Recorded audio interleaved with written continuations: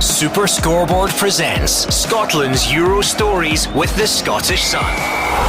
Hello, I'm Stephen Mill and welcome to Scotland's Euro Stories with the Scottish Sun. This is the podcast where we've been looking back at all our appearances at European Championships 1992, 1996 and of course Euro 2020 as well. And remember, you can get all the latest news and views on Scotland in the Scottish Sun, as well as the summer transfer moves and rumours at thescottishsun.co.uk. And I'm joined from the Scottish Sun's head of sport. It's Roger Hanna. How are you doing? You alright? I'm good, Stephen. No, I'm absolutely fine. It's great to be here. This is I think our sixth and final of these podcasts. You told me at the start you had 6 Scotland jerseys you would wear through it all. I thought you would go oldest to newest, but clearly you've gone loosest to tightest. That's exactly what I've done. This is definitely the tightest one. So if you're watching this, that's why I'm sort of leant over a wee bit there. So yeah, but this is a good one. I like this one. Yes, it's a nice. good Scotland one. This is a couple of years old as well. And if you're watching as well, you'll see who our guest is today. If you're listening, I will introduce him just now. A man who played for Scotland at Euro 92, made his debut way back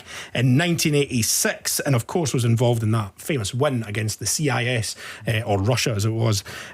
He received 28 caps for your country, is that right? So I'm told. And 5 goals along the way. It is the legend is Pat Nevin. Thanks very much for being here. Absolute joy. It's great fun to be here, and any chance to talk about Scotland and Euros is all right with me. Yeah, exactly, 100%. I know you're going to the Euros because you're working, obviously. We'll get to that in just a wee second, but let me take you all the way back, not even to your first cap for Scotland, because there's a whole history, there's a whole chat about you coming through the youth teams with Scotland, and a fair amount of success as well, obviously. Yes, stunning success, really. I was 17 actually, in the under-18s, and we went to the Euros, as it were, for under-18s, and I mean, I'd blown it completely because I was doing this weird thing of trying not to be a footballer, and failing miserably. So I was doing a degree, the opposite of what people usually want to do stuff. And I was doing my degree, but I was playing part-time with Clyde, and I got into the Scotland under-18 team, and then it turned out that these Euros that were happening in Finland, they were the final one. The final, if we got to it, was the night before my law exam the next day. I thought, we're Scotland, we'll never get it. No chance. Absolutely. I'll just go. And of course, I went. We got to the final and we won it. And I got player of the tournament. And it was extraordinary, what was going on. And at the end of the game, I'm thinking, that's very good. But I need to get home. Did you make it? I did. A number of people really helped us with it. Got an early flight. There was a car waiting for me, took me up to Glasgow Tech, as it was at the time. I've done a university now, and got in time. But I think the bigger problem was it was actually my girlfriend at the time. I hadn't told her what I was doing. Right, okay. And the problem was that because I hadn't told her, I didn't want to be known as a footballer. I just, girlfriend. Problem is, I was all over the back pages, and got back, and she's holding the paper, going, "Explain." As if it's a bad thing. Yeah, no, but I should have mentioned that was a I suppose. I mean, just to give a wee bit of context for people listening and watching, who else was in the Scotland team, people that you'll recognise, and obviously the players you played against. I'm guessing there was a few who went on to big things. Yeah, certainly in our team, McStay was our captain, a guy called Ali Dick who was up front, who really looked as if he was going to be the big star. I went to Spurs and things like that. But Gary Mackay played a long time for Hearts. I mean, all the way through it. There was players that, in their 18s, not everybody makes it. Yeah. But we certainly had a really decent game. John Phillippen scored in that final as well. He had a good career, obviously with Motherwell, etc. So the players that didn't make any of our squad was amazing, because Eric Black couldn't come because he was playing the European final. Gunnar as well. Whose son's obviously playing for Scotland now. But there was Brian McClure. Yeah. He was busy doing other things as well. So we managed to win that tournament. And we were playing against, pretty rubbish teams. Paulo Futre was playing for Portugal, and they were quite good. And some useless guy called, was it Van Basten or something? Whatever happened to him? He never did much. In fact, I've watched it a couple of times. It's a terrific TV documentary you do looking back all these years on. Going to something like that in this sort of squad, does that prepare you better for international football in later years, Pat? It wasn't at the time, because I had no intentions of doing that. I didn't want to be a footballer, but I love playing. That's the whole daft thing about it. I love playing, but the idea of being a professional footballer is not really. No, but all my brothers and sisters have all gone and done normal jobs, teachers and things like that, and lecturers, etc. And I thought I was going the same direction. So, you know, the thing that actually prepared me was the year after. Oddly enough, you should say that. Because we won that, and to be honest, my head was somewhere else. I was more worried about the exams that I had to do when I come back. So I didn't take that seriously, particularly. And they were all celebrating after the final. I was in the books and all the rest of it. Lost me. It just doesn't make sense. I remember Chick Young was like out with the lads throwing it. I think he was drinking for me that night. Because I couldn't have any. But the next year, because we won it, we got to the World Youth Championships, and that was Mexico. Yeah. And the things that happened there, well, that actually really prepared me, because the madness that went on there, if you could cope with that, you could cope with anything. Mm-hmm. Any madness? You want to hear that? Okay. Any madness that you can tell us about? A couple of things in particular. I mean, rather wonderfully, with the biggest game we played against the Mexicans in the Aztec Stadium, about 100,000 people there, and you're like 18, 19, and they don't like us very much because we're playing against their team, and I crossed the ball over for a corner, and some guy scored for us. I don't know what happened to him either, Steve Clarke. So he scores a winner, and that took us through the quarters, I think, after that. But they rioted. So there's 100,000 Mexicans going mad after a game. And I was trying to explain it to people. They were throwing, like, there was an old stadium in those days. They've renovated it since. But it's like miles up there, and they're throwing bricks from about 100 feet up in the air. And you have to get off. Yeah. You know, you've got to try to dodge it. But there was a moment, an absolute brilliant moment. They had these things, and only older people will know these big green bottles, 5-gallon bottles. They were thick green glass with a kind of wee nozzle on top that you could drink it with. So, and they were throwing them. And they make really good bombs. And they're coming for 100 feet. If they brain you, you're gone. Yeah. And as I was running, right in front of me was Paul McStay. And I could see it coming towards him. And I was doing the old, as I would, jinking and dummy. And Paul just get the head down and ran. Honestly, and I just missed him. Honestly, if it had caught him, it could have killed him. Yeah. And he had no idea that it happened. And I'm right behind him. So, I mean, extraordinary stuff. But at the time, you know, that Roxburgh was the manager. Was he chucking massive glass bottles at you as well? He was saying, he was chucking more tiles, make sure your socks were up. But the thing is about Roxy, he had a wee story about Roxy back to the under-18s one. We played in that tournament, and we didn't really have an out-and-out big centre-forward that, you know, was a normal centre-forward. Like Eric Black would have been it, but he was away playing Real Madrid, I think, for Aberdeen. And we actually played with a false nine. So all this stuff you hear about, you know, Pep Guardiola, wow, amazing, the false nine. What? Roxy was doing it in 82. Gary Mackay was the false nine. Marcel and Ali Dick were the two wide attackers. And it just confused the life out of everybody. Yeah. So, I mean, it's interesting, like all the way through your Scotland career, you know, Andy Roxburgh obviously was there for a long time through the youth setup, Craig Brown, which we'll get to in a wee second as well. What was it like receiving your first full call-up for Scotland, though? I mean, we've asked everyone who's been a guest on this, and they've been like, oh, it was the proudest day of my life, and I was greeting her. I tell my mum. I mean, did you even tell anyone, or did you say, oh, I'll see what I'm up to? My memories of it, honestly, because I played a number of under-21 games. I'll give you a wee under-21 story while we're quickly doing this.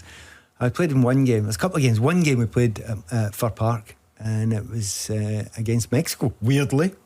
And right in the middle of the game, I'm standing minding my own business in the 6-yard line for a corner for us. And their centre-back, who I had been taking the mickey out slightly, and kind of giving him a hard time. And he just ran straight towards me. I was going to say hello. Nut.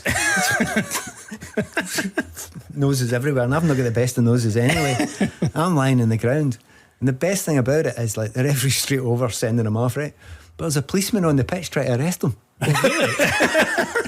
It's like a scene of things to come. Honestly, the madness of that. So I played a lot of under-21 games. There was one under-21 game we played at Easter Road. 1-2-1. Beat Germany 2-1. Many years later, I was doing a draw for the Scottish Cup, and I was doing it with Bertie Votes, of all people. And I was doing the old usual sort of, hot ball sort of stuff. They didn't like that. That's very subtle now in comparison to Rod Stewart. I can imagine. In comparison to Rod Stewart, that's quite subtle.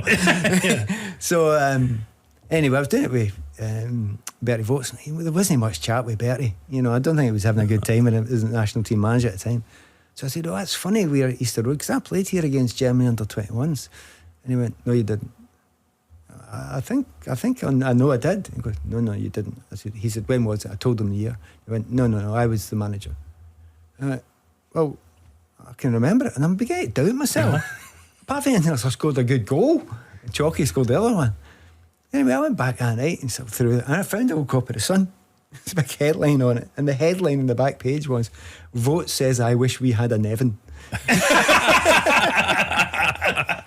So he just blanked it from his memory. Thank you, Bertie.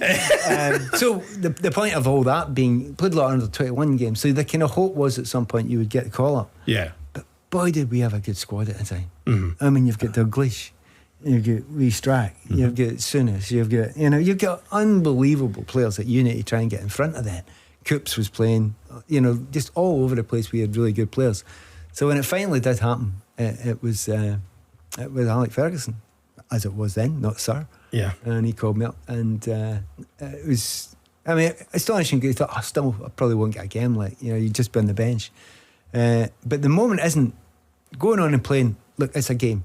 Concentrate. For me, game, concentrate. But having the blue shirt, you just think, that's it. And your debut was the night of King Kenny's 100th cap, was that right? Franz Beckenbauer was at Hampden to present the medal to him. A momentous night for Kenny and for Scottish football. Well, but then everybody remembers what the headlines were and what the stories were, but you remember what you went through. Yeah. So as a player, I'm thinking, right, first of all, I had Kenny's poster up on the wall, and now I'm playing in the same team as him, which is a bit weird. And every time you get the ball, you go, "Where's Kenny?" And the point is, we were all doing that because Kenny had the same amount of goals as Dennis Law. 30 goals, yeah. And we were all trying to get Kenny a goal, and every time we tried to lay it on, he couldn't quite get it, and he never did get it. And in a way, it's good because him and Dennis being the equal top goal scorers is great. So it was that brilliant. But the real moment actually was afterwards, and it was walking outside, and there was my dad who trained me all my life, and from a kid, every single day, some skills and trainers and understanding the game and unbelievable amount of hours of work, and being Glaswegians, just got a shot and I said, I think that's better with you, sir. Pat in the back, walk on. Yeah, exactly. Very Scottish about this. In fact, worst thing is it was in a plastic shopping bag again. Before men had emotions. I know, exactly. We're not allowed on them. But that was their kind of, and I've always said it, and I've never changed from that day. That day somebody asked me, what about your first cap? And I said, that's it. I've got a cap. Yep. If I don't get another one, I don't get another one. I've played for my country, and I've tried to do the best for my country, and I'll be here forever. And as I often say to people now, I've not retired. Yeah. I've not retired. I've got this attitude of, I'm a wee bit uncomfortable when people say, I'm finished my international career. How dare you? It's not what you can do for you, your country can do for you, it's what you can do for your country. So if I was asked, I'd turn up again. The 2 metal hips might hold me back a wee bit. That possibly might hold you back. You still playing fives or anything? No, I'm a big runner, big distance runner. I've been on a run this morning. All right, okay. So I love the running. I'm very lucky there. The hips are done. Yeah. Hips are done. Yeah. In terms of the '86, that was your first cap, but that was obviously a World Cup year as well. Was there any disappointment that you missed out on the Mexico squad? Yeah, because I played. This is common for me all through my career. Playing the squad right up to the tournament, dumped, and then right into the squad straight after it, and sometimes straight into the team straight after it. And that happened in '86 as well. But the game was we're down at England. We're playing against England, Wembley. First time I'd ever been to a Scotland-England game, I played, which is a bit weird. Yeah, definitely. And we played, and it all come down to this one moment. And I got the ball, and I've got Terry Butcher's marking me in the box, and great. I mean, big Terry. I mean, now the secret is out. We are cousins, right? But I kept that a big secret at the time, right? Because you had to. I mean, I was Celtic minded, and I was Scottish, and he was kind of slightly different. We're great friends, of course. And in the box, went back to Big Terry, and of course, that's the last thing he wants is a wee guy like me twisting and turning. So I've done him, twisted, and he's caught me just as I went by, but I didn't get down. I stayed on my feet, as I always did. Never dived. Anyway, laid it back. I think it was Roy Aitken smashed it over the bar. So that was us. We get beat 2-1. And then in the dressing room afterwards, there's Alec Ferguson fuming. And he's trying. He said, well done, lads. You can tell he's absolutely beeling. And he said, come here, well done. Come to me. I said, did Big Butch catch you in the box? And I went, yeah, I was all right. I was able to keep my balance. I've got good balance. And right, okay.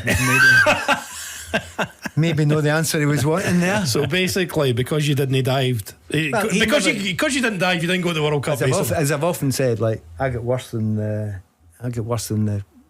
hairdryer. I get silence. Yeah. But the funniest moment is, and this is the truth. This underlines what I feel about it. A wee while later, Fergie phoned me up and said, "Look, just to let you know, I'm not taking you. You know, obviously we strikes there." He said, "Look, but you've done really well. You're doing brilliant at Chelsea. If there's anybody who's injured at all between now and the World Cup, not playing enough, your next pick." And I went, "You don't need to say that to me. I'm a Scotland fan. I wish you all the best. I'm the biggest fan, but I'm not there. If you need me at a moment's notice, I'll be there. I'll keep myself really fit." Mm-hmm. Absolutely professional. He went, absolutely brilliant. So I went into training the next day and I was at Chelsea, and David Speedy was our centre forward, and he was playing that game that night as well. Speedo comes up and said, "Did you get a phone call for Fergie last night?" I went, "Yeah." He goes, "Are you going to Mexico?" And I went, "No, I'm not going. What about you?" And he went, "No, I'm not going either. No." I said, "That's a bit of a shame." He said, "Fergie did say to me though that if anyone gets injured, I'll be there." I started laughing, and the thing is, he was all right saying that. You know, Did anyone get injured? Yeah, Kenny. Oh, right enough. Yeah, And Speedy went. of course. No, Did he not? I thought he went. Steve Archibald. Right. Well, there you go. So in the end, it doesn't matter. Yeah. It really doesn't matter. It's, you know, if I'm not the very, very best, then sod it. Yeah. Somebody else give him a chance. But I just wanted my country to do well. That's Yeah. it. Full stop. I mean, I just don't do bitterness. I just don't do it ever in anything. So that was me. It was a wee bit of shame, but I mean, we scored that goal against Uruguay. yeah. I probably wouldn't have got a game anyway, so why worry about it? Yeah. 100%. No, I mean, what an attitude to have. I mean, I don't think there's other football players who would have the same attitude as you. I think it's safe for your mental health to have an attitude like that. Totally, yeah. 100%. I mean, I know too many people that done this job that I do for all those years, 19-year career, that come out of it bitter. I was absolutely demanded of myself not to be bitter. You get paid to kick a ball around. It's not more complicated than that. And you can go and say all sorts of things, and you have to be slightly selfish in the game for yourself and do your best, but not to the kind of kid on to yourself you're something you're not. Just do your best, and whatever will be. Well, let's spin forward to Euro 92, which was obviously 6 years apart. Obviously a different experience because you were going that time, which obviously you would have absolutely loved, I'm guessing. I mean, let me give you a wee bit of the build-up though. I'd been at Everton and my time was coming to an end there, and I'd gone on loan to Tranmere for 2 months because I'd kind of fallen out with the Everton manager, Howard Kendall, and I needed to get games so that Roxy could see me, so they could see I was playing well and give me a chance. So I had a great couple of months at Tranmere, who were a great team. They were right up at the top, just about getting to the Premier League. And so we took it over to America. We went on, we played USA and we played Canada. And the simple thing is, if you play and you play well, you're in the squad. Played USA, 1-0. I scored a 20-yarder. Got MVP, as they call it. Yeah, as it, typical Americans, absolute classic Americans, right? This is so. They called it. I've got the wee trophy still, and it says Snickers MVP World Series of Soccer. It was us, Canada, and the USA, the World Series of Soccer. They haven't got a clue. They really didn't have a clue. But that got me into the kind of squad, and knew I was going to be in. The problem was, and this was the real problem, about 25 minutes to go, a lad came charging towards me, a lad called Dominic Kinnear. I kind of knew him. I knew his cousin was at school with Maury, but he was playing for Canada, and I thought, so we'd talk before the match, you slow down. Nope. Bang. Took me out, and I had to get taken off. Big Duncan Ferguson come on in my place, and it's a great line for him, I could tell you. So I've get taken off. What I don't know is I've broken my ankle. So it's the fib has been broken. So I don't know that. They did a scan, didn't show it up. It did show later. That's quite common. Yeah. So I'm on the plane now, but I'm not. You've broken your ankle, I've got a bad ankle, just above the ankle. And it's got this crack. And the problem is, for the next 2 weeks, couldn't run, couldn't even jog. And the idea of kicking a ball was my right foot as well. It's just so. I had all this and I thought, sod that, I'm leaving Everton. I need to, A, I want to play in these Euros. B, I'm going to be leaving. I want to get a good club, and it'd be a good idea if I was playing in these Euros as well. Yeah. And also, you want to help your country. But it kind of eased out a bit to the level of, by the time they started, by the time we got over there, I could kick the ball 20 yards. Right. But no further. So I was usually the one taking the corners, and I'm going, I don't think I'll take the corners this time. It was an enforced tiki-taka football, basically. Well, that's it. And considering, most of my game was short passes, quick movement, dribbles, that sort of stuff, I could do all that. It's no problem. And the funny thing is, many years later, we'll go back onto the tournament in a minute, but many years later, about 5 or 6 years ago, I was talking at the Royal College of Physicians in Edinburgh, as you do. And the other guy who was on, was two other people who was on, and it was the club doctor, the country our doctor, international team doctor at the time, and Craig Brown.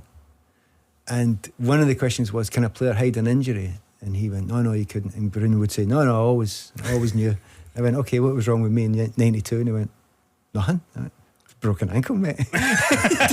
Didn't even know. So, but the fact that we were going, there's only 8 teams in it. Yeah. And then the draw happened. Yeah. And what a draw that was. Holland, Germany, and as I mentioned, Reigning world champions, reigning European champions at the time. And Russia, of course, who were no slouches. Exactly. I was going to ask, you don't do bitterness, you do superstition, because a man as young as Stephen won't remember, but Andy Roxburgh and the SFA had a wacky idea for Euro 92. 20-man squad, and they gave the numbers out in descending order of the caps. So the goalie, Andy Gorham, was 1. The captain, Richard Gough, was 2. The rest of the numbers came on their caps. So Paul McStay, number 8 for 15 years with Celtic, was number 3 in the squad. You watch him scoring the goal. Weird, yeah. Ali McCoy's was number 5. Stuart McKimmie, the right back, was number 9. And you got the unfortunate one, or is it unfortunate? Number 13, didn't you? I asked for 13 usually. I always ask for 13. For specifically the superstitious reasons of, I don't do superstition, give me the one nobody else wants. That's and a great shout. The real thing about that, it's not about superstition, it's about how good you are. Yeah. That's full stop. Don't care. He said with a broken ankle. but no, I didn't do superstition at all. But I mean, Andy used to do it. That's a well-kept secret. Rockstrub, have you ever watched pictures of him in those early days? If he had a Scotland strip on, which he often wore, with a 16 in the back. Right. And that was my number. He used to wear my number because of how much I'd helped him with his career in that under-18 championship. Brilliant. Gave him a real boost. And so Roxy was, obviously we got on great and always have done. But I couldn't care less about superstition, not interested. Yeah, you're not sort of like putting your socks on and I couldn't care less. shin guards and all the rest of it. So, as you mentioned, a hell of a group that we had. Talk us through the matches then. So you didn't play against Holland. No, I was kind of happy I didn't play in that one because the ankle needed. Give you another couple of days to recover for your broken I was ankle. getting that sort of thing, but they weren't very good at the time. To be fair, I mean, they only had Van Basten, Rijkaard, Hullet.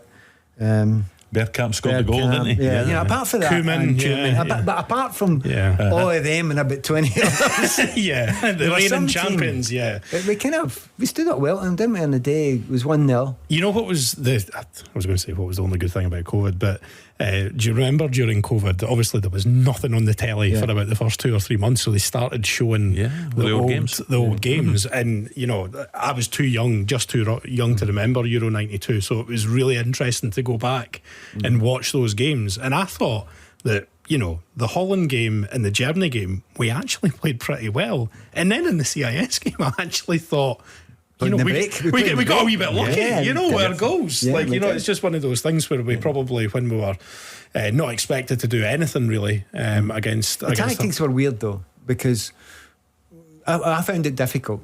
and I thought a lot of the boys found it difficult because, understandably, Roxy and Bryn, Craig, who I can tell I love the both of them, brilliant people, fantastic human beings, apart from great coaches. But they didn't want to go and attack, really go at these people. Yeah. There was a bit of a, oh, correct, we're only Scotland kind of thing.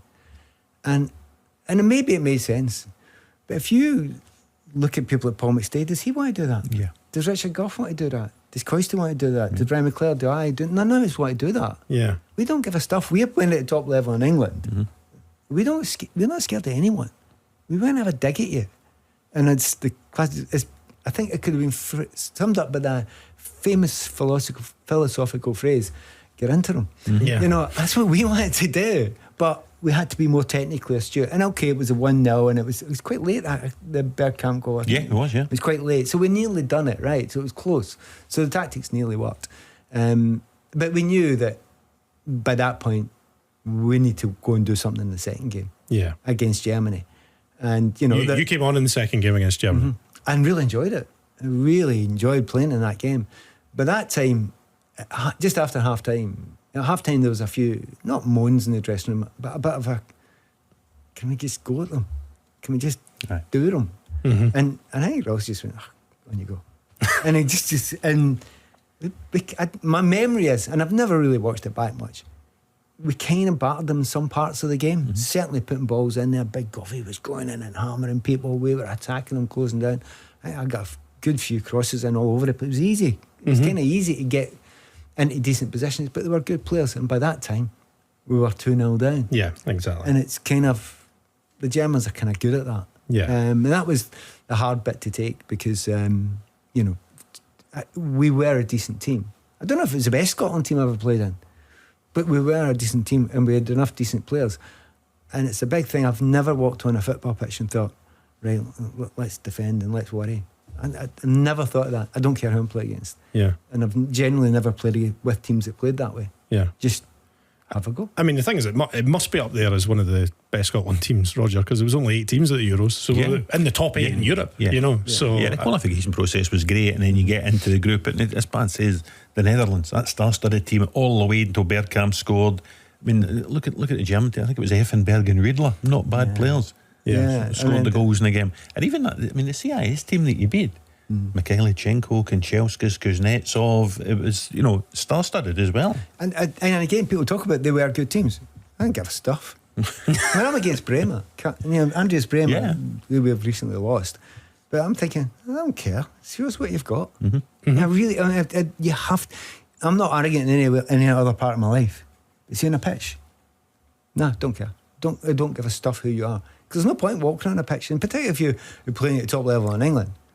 You don't think like that because you're playing against right good players. Yeah. And if you go out with that attitude, you've no chance. Yeah. So that was the real shame of it because we played, and I don't know if it was after that game, my favourite moment of the whole tournament, just a day after that game, I think it was. But I remember walking off with Gary Mack, talking to him afterwards, Gary McCaster, who I met the other day in King's Cross Station, of all places, weirdly. And we were a bit gutted. We should have done them. None of this, plucky wee Scotland. We don't do that. And we should never do that. And I know it's been bred into us since 78. It has. Don't get carried away. The thing is, think it, don't say it. Don't say we're going to beat everybody. But think it and believe it, and then you've got half a chance. And you did have a go in the CIS game. They made some changes for the last game. We got a bit of luck, as you said. Paul McStay's shot come off the post. I had Dimitri Karian, who went to Celtic in years to come, in the net. Brian McClare has a shot from 20 yards, deflection, takes it away from Karian. The best goal, although it was a penalty, it was probably the third goal because of the way you won the penalty. I think you had not one run but 2 runs at the CIS defence. I got the ball halfway inside their own half, so I've ran the length of the left wing. It's Kuznetsov, I think, a couple of them companies. Of course, I can't pass the ball more than 20 yards. So this looks like a great big nazy dribble. I can't do anything else. There's nobody near me. So I've got, better keep it then. Keep on going and keep on going. And got him down the corner and I dummied back and I just thought, I'm going into the box. And it just got square. And if someone stands square, I don't care who you are, I'm going by you. If you're square, you can't move quick enough. So all you do, you don't actually need to get by them. You just need to put the ball by. Yeah. That's it. And you know that. You've played that position all your life. So he's gone square at me. I thought, fine. Flicked the ball by it and he stuck the leg out and got the penalty. And it's pretty good, but it is quite funny that I'm actually doing it because I can't actually pass the ball. And you can't tell that. Well, I hope you can't tell it at time. But it was, can I go back just a wee bit to the between the games, just for a sec? Because this is the moment. If I'm asked about my favourite moment of the tournament, now you remember, if you look back in the footage or that, our fans were unbelievable. The noise we made, we outshot. And the Orange are good, aren't they? They're noisy, the Dutch fans. Our fans were unbelievable. And remember, Sweden, it's no cheap. It really isn't cheap. And our fans have done everything to get over there, but there's nowhere to stay. And they're all intense in this big park in the middle of, is it Stockholm, I think it was. And just Roxy and Brun said one night, I don't want to go down, see them all. And everywhere I went, yeah, let's go down and see the lads and the lasses who were all there. And we went down there, and honestly, there was this moment, I tried to explain it and describe it to people. So their big bus with us on it comes down, and we've got the tracksuits on, and we walk off, and there are thousands and thousands in this big park, and there's tents, and there's wee fires, and it's a warm, muggy evening, dusk, and it's a kind of blue haze, and there's kilts everywhere, and you think, yeah, this is Braveheart. this is after a battle in Braveheart. This is before Braveheart had been like, and it just looked like it. And there was just this most stunning moment where we walked out and you could see everyone going, mental dinner, going, what? And we all come walking, and there wasn't a big roar and there wasn't a big cheer. It was again, it's another Braveheart moment. See that moment in Braveheart where they're attacking each other, and then they get to about 5 yards and they'll go, oh, hello. It was just like that. Yeah. We just walked over and, oh, hello. And we stayed there for an hour and we all just mingled and chatted. And at that moment in time, the fans had made such an effort and they got behind us so much that it was just fantastic to see. Now, it might have happened after the Dutch game or the Germany game. I can't remember. I think it was the Germany game because I think we were a bit gutted.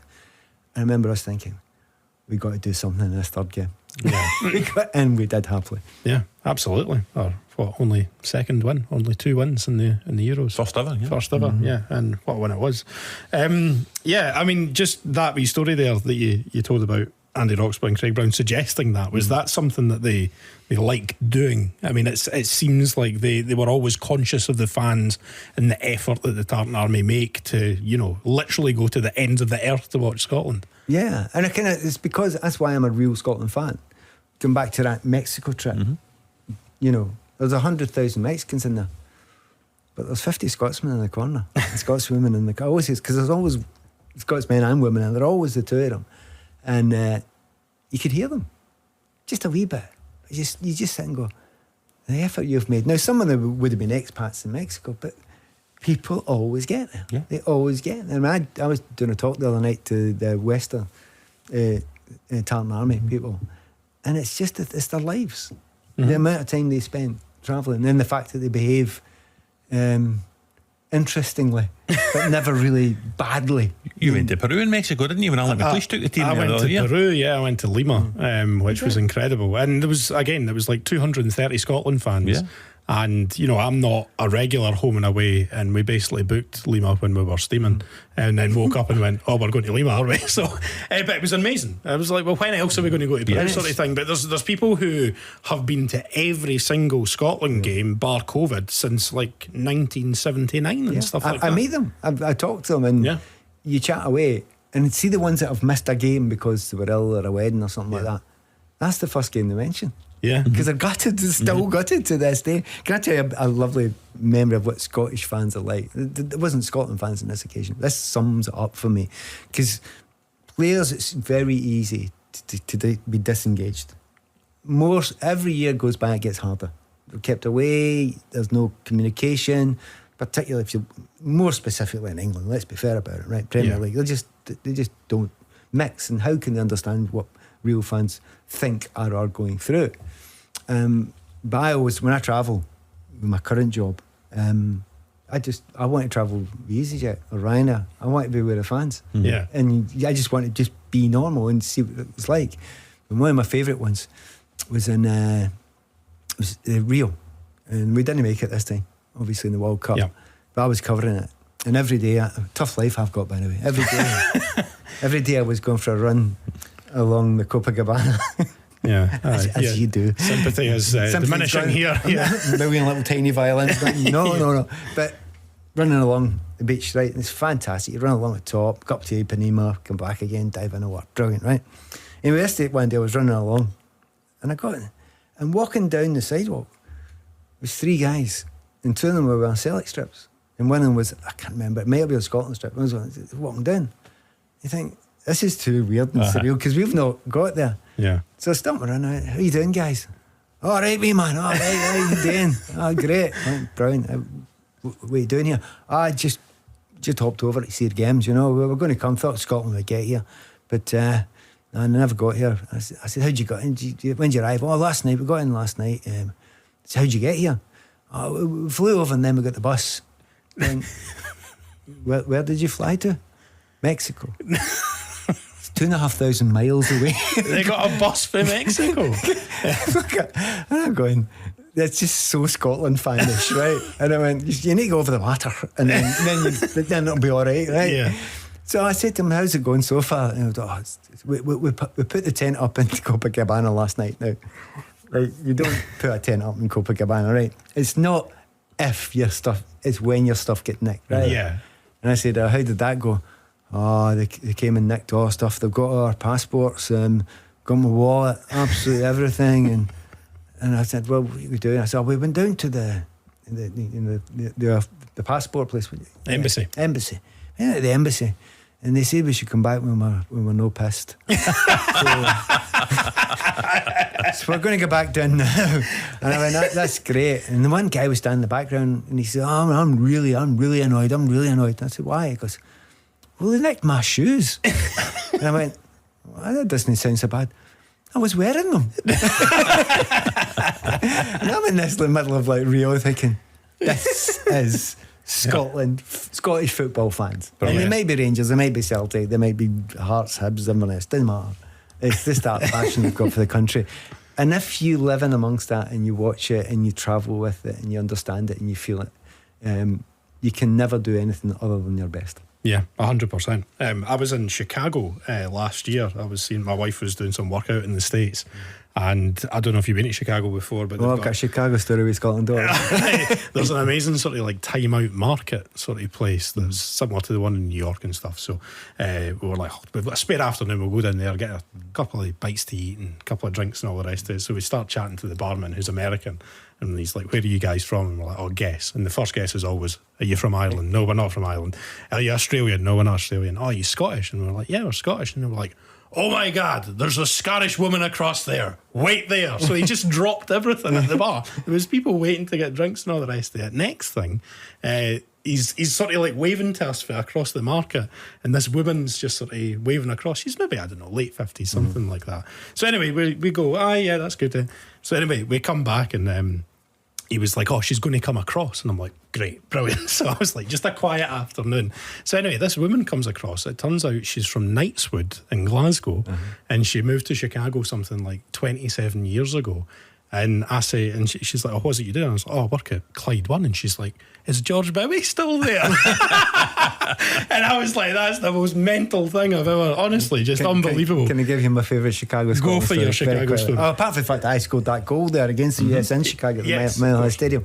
But afterwards, we all went out for a night out, or the lads.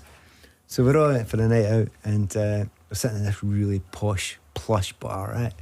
And I'm sitting, because I have decided Duncan Ferguson's a nutter. Yeah. And I want to hang about with, I like nutty people, right? Yeah. And I always, because you're going to be entertained, right? Yeah, oh yes. Can I just quickly ask you a question? See, when you go for a night out, is that expensed, or is that in it's your own. No, it's your own pocket.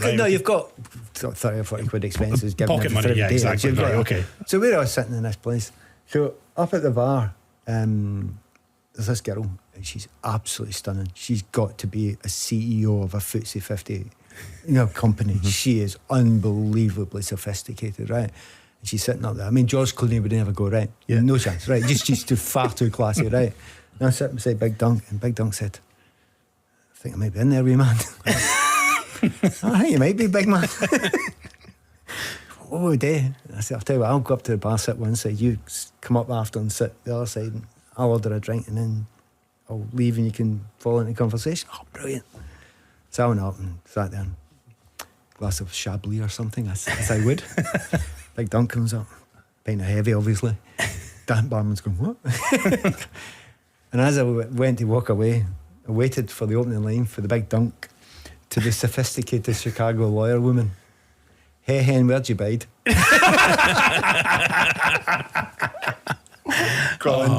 And it just, because it was such a nice, and everyone's got their things, because there was, back in those days, there was quite often there was a Celtic group and a Rangers group, sometimes. They got on perfectly well, but they're kind of, they're all fine. But in those days, they were different types. You remember, the Rangers lads were kind of, they were a wee bit, a bit edgy. You know, the goalie, Durante, Coiste, they're having a bit of fun. Yeah. I mean, Stuart McCall didn't mind a few. Yeah. And I'm with the nice boys, Paul McStay and John Collins and Tom Boyd. And I kind of want to be with them. Having a bit of laugh, I mean, we did share it. We're going to. I've got a few sort of quick fire questions. Right. They don't need to be. Quick I do go on. I'm sorry. No, not at all. Honestly, we could sit here and chat all afternoon. But we've asked these to all our guests who have been on. So who did you room with when you were at Scotland? When you were at changed a bit chalky. Brian McClure most of the time if we were both in the squad. Was it annoying? Any annoying? No, we're best mates. Right. Okay. So we're best mates. If I can still recognise him, that is. Exactly. Last time he looked like a wizard. The last time I saw him, and still does. I mean, we still meet up quite a bit. But Jim Layton was off now. I used to try and teach him economics. Right. I was studying economics and I'd done it to degree level. Maurice Malpass. Oh, it was great doing it. He hated being roommate with me. I was the one that was annoying. Right. I just tell him jokes all the time. Right. Probably the best. I'm from the same village as Maurice Malpass. Went to the same school as me. I loved the guy. Maybe out of them all, a wee bit later, Badger, Billy McKinley and we were just completely surreal together. We would just sit, honestly, we couldn't train because we would just be laughing all the time. We just howled and laughed. And then I got to the journals and they all thought I was dead serious. Which you obviously know I'm not now. Yeah, totally. We've worked that out. Who was the teacher's pet in the squad? Me. It's funny because that is quite a common answer that we've had. It's me, or everyone says me, or they all say Pat. I mean, I wasn't as much a teacher's pet that they picked me all the time. I got dumped for a couple of squads, I didn't go to 90 the World Cup. But no, there was, they were kind of nice with me. But Roxy was, I don't know, they liked all the lads. Yeah. But somebody like Paul McStay is easy to like, easy to deal with. He's always ultra professional and a fabulous football player. So there was just a generally good. My second group, after my first group of players I played with, like Souness and Dalglish and Hansen, etc. That era, yeah. And it may be harder. Yeah. Types of personalities to kind of, sort of manipulate, Whereas the next bunch were just a right good bunch of wee lads. Yeah. You've spoken about some of the names that you've played against. Is there one who sticks out as a defender who you're just getting no change out of whatsoever? No, it's just yourself. It's absolutely only yourself. I remember there was one particular game I played against Spain under 21, so playing against a wee guy, and annoyingly it was my height, and I hated that because I couldn't use my specific skills as well, and that was a tough night. But I didn't think it was because he was great. It's because, and I remember that was a wild night where I basically ran him because I thought it's okay. And at half time I come in, I'm not doing him, and Roxy was in, and he was just about to say something. Bang, the door opens and in walks the first team manager, Jock Stein.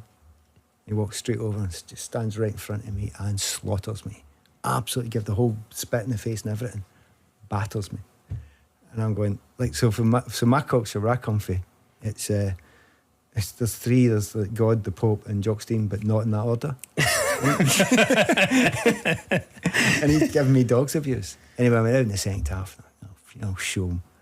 And I hammered in. I didn't play great, but I played all right. And after the game, he's just walked up to the coach and he's walked by me. I thought, oh God, he's going to do it again. And as he walked up, he went, brilliant wee man, start to finish, well done. What? He was just testing me. Yeah, totally. He wanted to know. So great. I mean, so It's yourself. That's it. It's yourself. Who was the best Scotland player that you played with? I mean, Kenny obviously would be the best. He is the best. But he's maybe nearing the end of his career when I played with him. Yeah. I would change that to the one I enjoyed playing with most, if you don't mind. Okay, yeah, of course. And the Hart Palmy Stay was fantastic. But JC, John Collins, there was a time where I came very close 4 times to signing for Celtic when I was down south. And a big part of it was Tam Boyd, Palmy Stay would have been in the middle, JC ahead of him, and I'd have been there as well. And I thought, that's brilliant. I loved that. But John, I thought he was a super player. Yeah. Who's the best singer of the national anthem?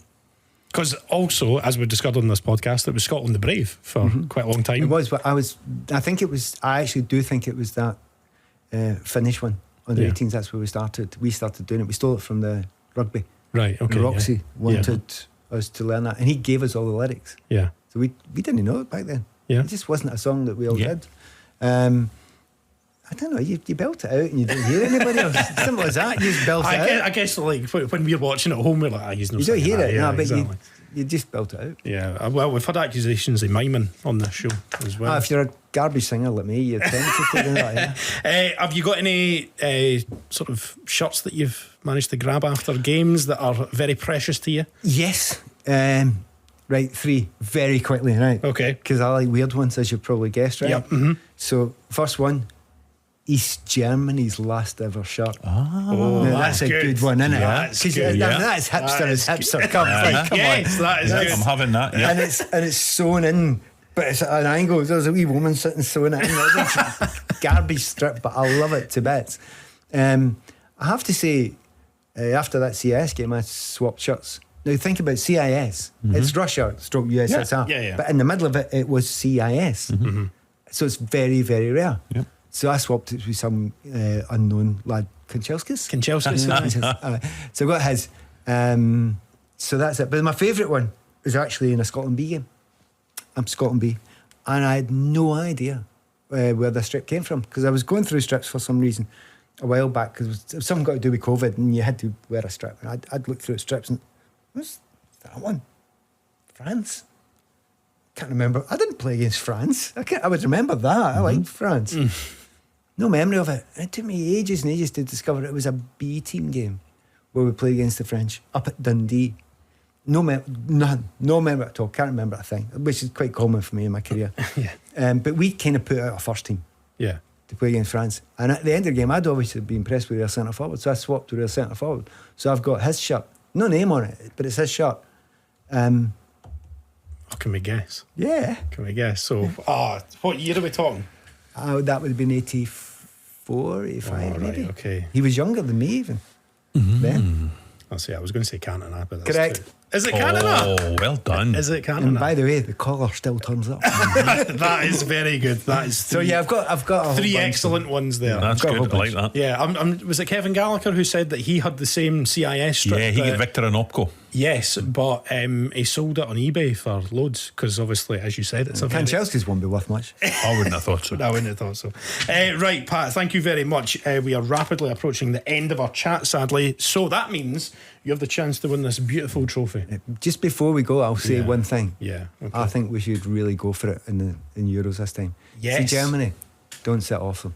Go for them. Well, and I think we will. And the manager, when he sparked a riot in the Azteca Stadium, did you see all those years on, he'd be taking Scotland to a major Not a chance. But I always thought he'd be a coach. Funnily enough, playing with Clarke at Chelsea and with Scotland, he looks like a coach. He sounds like a coach. Do you see any similarities Managers, I wasn't so sure. between him and Craig Brown and Andy Roxburgh in the way they're... Their own people and stuff. But Clarkie's so his own man. Do you know that thing that we've got in Scotland where, like Chick Murray thing, the doer kind of thing? Like we've got millions of them, like Andy Murray's doer and Kenny was doer and Clarkie plays it. We all get the joke, right? Yeah. We all know that behind it, They're not. we're up for a laugh anyway, right? So I've never worried about the personality side of things. But I don't think he's like anyone else, because he's taken so much out of so many other people, but it's still him. So I've got a lot of belief in Clarke. Of belief. I know you're going over to Germany obviously with work. Hopefully you're there for a very long time watching Scotland, and that would be amazing. I mean, it would just be amazing just to go at Germany, go at them. Yeah, I know. I mean, the thing is as well, like we've spoken about, got to lose. Nobody's expecting it. Precisely. I mean, the pressure is all on them. Absolutely. It's their tournament, and you know they've come into it. Oh no, they've picked up a wee bit in the last. As long as they miss the penalty, they're going to get. Yeah, I mean, well, they're going to. Yeah, of course, with VAR and everything as well, I would imagine so. So, listen, we're going to do the Summer European Football Tournament quiz, which we're having to call that for licensing agreements and laws and all the rest of it. So, currently, Stuart McCall is in the lead with 7. If I get 1, I'll be delighted. There's 60 seconds on the clock, and we're going to rattle through as many questions as we can. Roger is a bit of a quiz aficionado, so he will run through all the answers at the end. Do we have a minute on the clock? Yes, we do.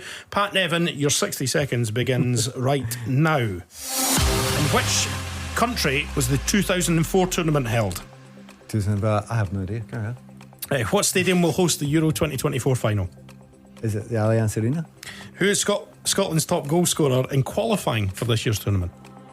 Ooh, is it McTominay? Could be McKinnon. Name one of the players that missed a penalty for England in the last final. The last final, Saka. What was the score against Switzerland at Euro 96?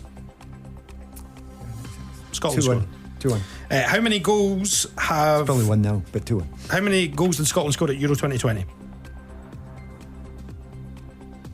None. In what year did Greece win the tournament? 96. Who was the Scotland captain at Euro 2020? 2020. Callum. What other country hosted alongside the Netherlands in the year 2000? Belgium. How many times have France won the tournament? Twice. Name any team that qualified for this summer's tournament via the playoffs. Oh, I read that the other day. It's not Serbia. I'll go Serbia. Okay, It's right. not. Okay. I'll go Serbia. Right, you managed to get through 11 questions there. So I'm hopeless at quizzing. I'm useless. it's also when you're under pressure. No, I don't feel the pressure. I'm just hopeless at quizzes. Right, okay. I'm absolutely useless. Question number 1. In which country was the tournament held in 2004, Roger Hannah? Portugal. Portugal is the correct answer. No points. I was there. What stadium will host the final of Euro 2024? You said Allianz.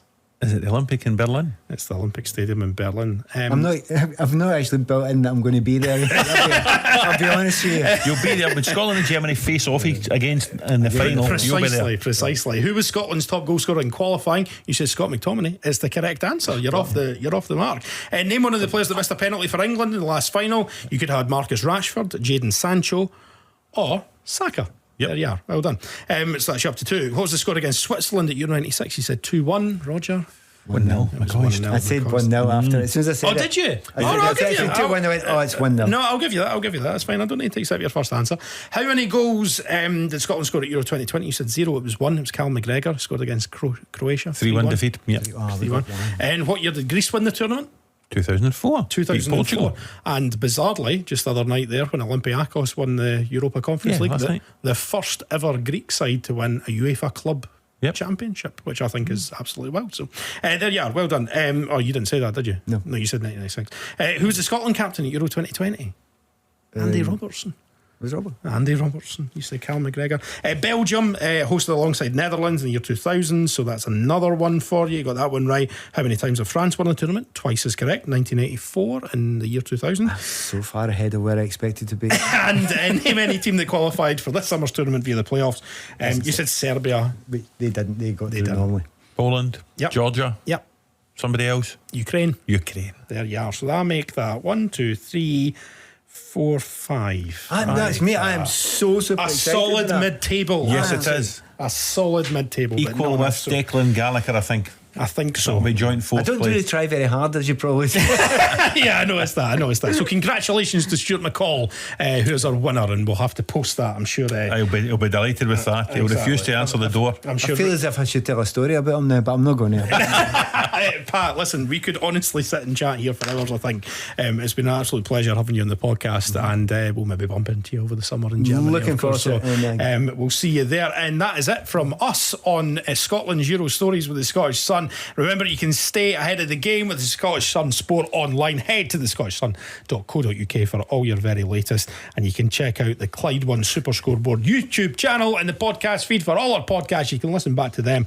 Roger Hannah, thank you very much. Been a pleasure, Stephen. Yep, absolutely. Loved having you on. Loved all our guests. Thank you to every single one of them, and thank you for all your comments. Before you go, Yeah. I get told by somebody to say one phrase before I come on. I forgot to say it. All right, okay. I completely forgot to say it. Oh, was it something about? No, it's absolutely ridiculous. Right, okay. And my paperback of my books out when the Euros are on, and I can't do any publicity for it. All right, On my okay. way over there. Right, okay. So well, they said, mention I should really remember the name of it. plug your book, yeah. So no, it's Football and How to Survive It. But in actual fact, it's about my time in Scotland when I came back up. Right, okay. Tranmere then, but Kelly, and then Motherwell. Motherwell story, and trust me, it's a doozy. Okay, right, okay. Available in all good bookstores, I imagine. So that is Pat Nevin's book. So thank you very much, Pat. And as I was saying, you can get all your podcasts on Clyde One Super Scoreboard's YouTube channel and the podcast feed. That is it from me, Stephen Mill, Roger Hannah, and Pat Nevin. Thank you very much. And Moan Scotland at the Euros. Cheery bye. Super Scoreboard presents Scotland's Euro Stories with the Scottish Sun.